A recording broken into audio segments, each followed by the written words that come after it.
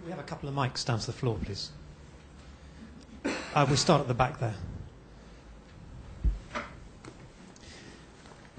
And if you could just say your name and your institution, please. Thanks. Thank you. Thanks. It's Adam Wood from Morgan Stanley. Just a question on the connected services. Which you given a lot of detail about the types of products you can offer and some of the ones you're already offering. Is there a way you could give us a feel of the revenue opportunity you have from those? Maybe in terms of, are they sort of £1 or £2 million a year of revenue, 10 or 15 over the next couple of years, and maybe give one or two examples of how these products have developed, ones you already have, and actually what the revenue base is of them, 2 years ago and today. Sure. Paul, do you want to answer that?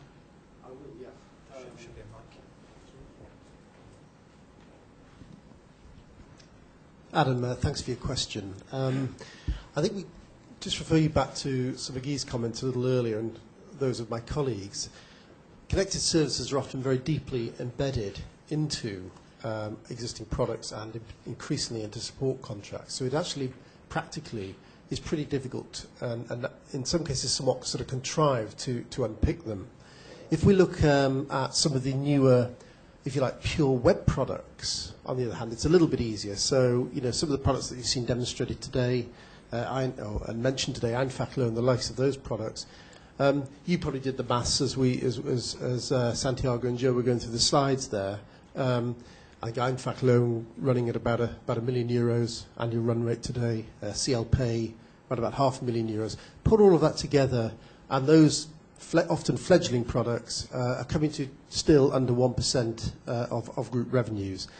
Putting a number on the connected services is practically, though, a very difficult exercise to do for the reasons I've given. There's another question next to Adam, please. Yes, it's Mohammed Mawala, Goldman Sachs. Can you talk a bit about just the evolution of your channel, especially now that you're taking this sort of hybrid approach to embracing the cloud? You're not going to alienate the channel, but as you increasingly get more and more connected with your customers, especially as you add new customers for some of these cloud offerings, do you not run the risk that, or how do they sort of make money on Sage products in future? And is that not a risk? Himanshu, you want to take that one? Sure. Thank you, Mohammed. That's a great question. The reason we showed you the partner videos is to establish the fact that we are not going to disintermediate the channel. What the partner channel has been constantly telling us is the value proposition is changing for them anyway. Their margins, they're not making money in installation and upgrades like they used to. Where they would like to see their business is being a true consultant, where they can go in and do what they're best at. A lot of these are CPAs and chartered accountants. They want to help with your business setup. They want to help with your taxes. And that never goes away with the online experience. So a lot of these partners are actually delighted that Sage is taking over the responsibility of things like installations and provisioning and billing and taking all of that onus on us, while they now get to do what they do best from a competitive perspective, is they go and provide value to the customer. So today and over time, you will see us working hand in hand with our partners as the strategy continues to roll out. Okay, we'll take another one from over here, please. Could you bring the mic forward, Jordana, to here? It's Anthony Miller from Tech Market View. My question's on connected services as well, but from a provisioning point of view. For example, you showed a slide there of a Peachtree customer, I think it was, and there was a button there that says accept credit or debit cards. If I was that Peachtree customer and I wanted to accept debit and credit cards, how long would it take Sage to provision that service for me, and what sort of commitment would I have to make? Himanshu, you can take that. Since you're looking at me, I will answer the question.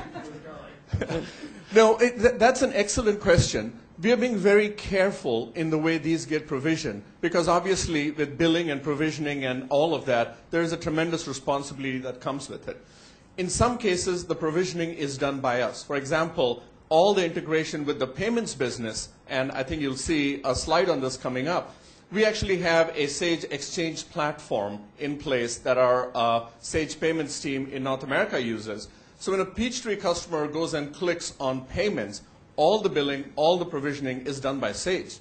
However, there are other services where we are working with larger service providers, like, for example, Experian, and they're the ones who are expert in providing that experience. And for now, we're going to make that determination based on the path of least resistance.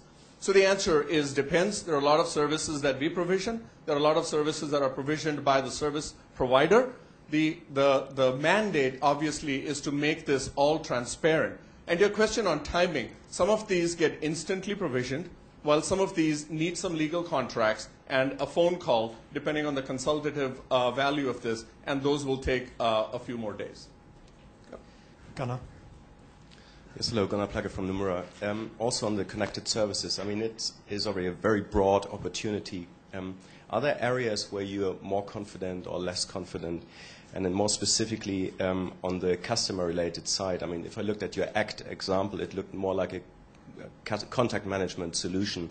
The CRM space is getting extremely competitive with social media elements in there. So how confident are you on the customer CRM side with regard to connected services? Himanshu, don't worry. I don't think we are seeing a pattern in either markets or products that are going to be more connected services friendly versus not. From a North America perspective, let me put it in perspective.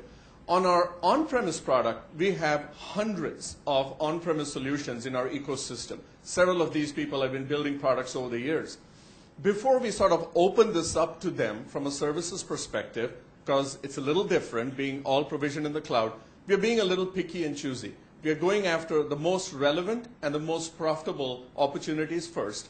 We're starting the things that we do best, such as direct deposit, such as payments, before opening it up to other markets. On your example of Contact Manager, the whole strategy basically now adds value back into the ACT product, which over the years has innovated so successfully. Because now customers are going to look at ACT beyond contact management. They're going to look at it as my marketing program generator, my list generator, my prospecting product. And that's essentially the strategy, is you take something that we've built a heritage on and now start broadening it with minimal disruption. Can we take a question from this side? Paul, do you want to take down to this gentleman here? Thank you, Andrew. Mark Gill, Deutsche Bank. When I think about Sage, I think of the importance of the culture. You talked a lot about ring fencing around some of the newer sort of SaaS products. Other than putting people into porter cabins, how do you ensure that you don't get a two-tier R&D where the dudes are up in online and the duds are down in the on-premise business? David, do you want to take that? Hi, Simon Black. Yeah, I can speak with the example of Sage 1 actually, because we very intentionally centred the team in Newcastle, which is where the UK head office is. So although the team are managed separately, particularly to develop the skill set, they're there intentionally to put that competency on offer to the rest of the teams in the UK. So they're not always in the car park in porter cabins. They're actually right in the centre of our head office. And actually managing the communication that teams have with all of the parts of the business is something we take seriously, so that they're not overwhelmed with people wanting to collaborate, but equally they do share the experiences and the expertise. Let me add something here, Mark.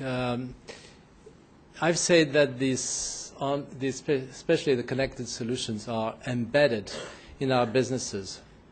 And the ring fencing is really when we're developing separate online business solutions.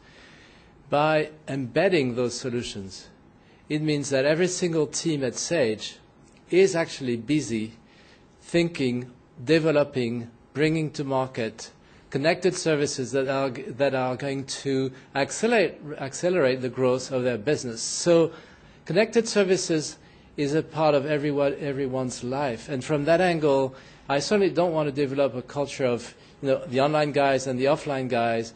It is just that when we're launching pure online business solutions, we need to ring-fence those businesses for a while so that they can leverage new technologies and bring in the online marketing tactics. But really, my goal is that this is for the whole company, because connected services are for every business. I can't think of a business that is not thinking or developing a connected service, because they can see some growth, and so the culture is that everybody is thinking about the online opportunity. Can we take another one? Yeah, thank you. Adam Shepherd from Arete. Paul, you mentioned that it's difficult to unpick the connected services growth and that the pure play web services are less than 1% of revenues. So it sort of begs the question how we measure the performance of this. Perhaps you could talk a little to some of the metrics you use internally, perhaps bookings growth, etc., and whether you'll start to disclose those so that we can see the progress you're making here. Indeed, Adam, and it's a great question. The measure that we have settled on internally, that we are rolling out for sort of with common definitions internally, is RPAC, average revenue per active customer. Because of course, with the 6 million plus installed customer base, as it has been always in the past, much of the growth is going to come from leveraging that key asset. So that is a metric that we're developing, we've developed internally, that we're using internally. And, as you'd expect them to say, when the time is right, we'll happily share it with this community, because we accept that is, we think, the best metric by which you judge the success of this strategy. Can we take one more question from this side, please, and then we'll go to the break. So, yeah, in front. Michael. Yeah, thanks. Michael Brees from UBS. In terms of the online business solutions, should we be expecting that you're going to launch accounting, payroll solutions in all of your major markets? And how long would that take and at what cost? So are we going to launch them in all markets? David, perhaps you could take that question.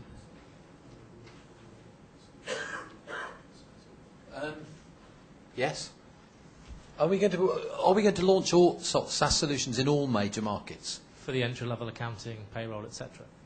The plan is yes, absolutely, over time. How long and at what cost?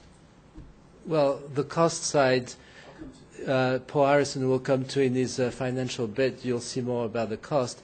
And the time, when we're ready, we'll announce that. But we intend to be there in each of our key geographies. We've only exposed today the things that we've launched, and there's a lot of stuff that we haven't launched that's under development at the moment.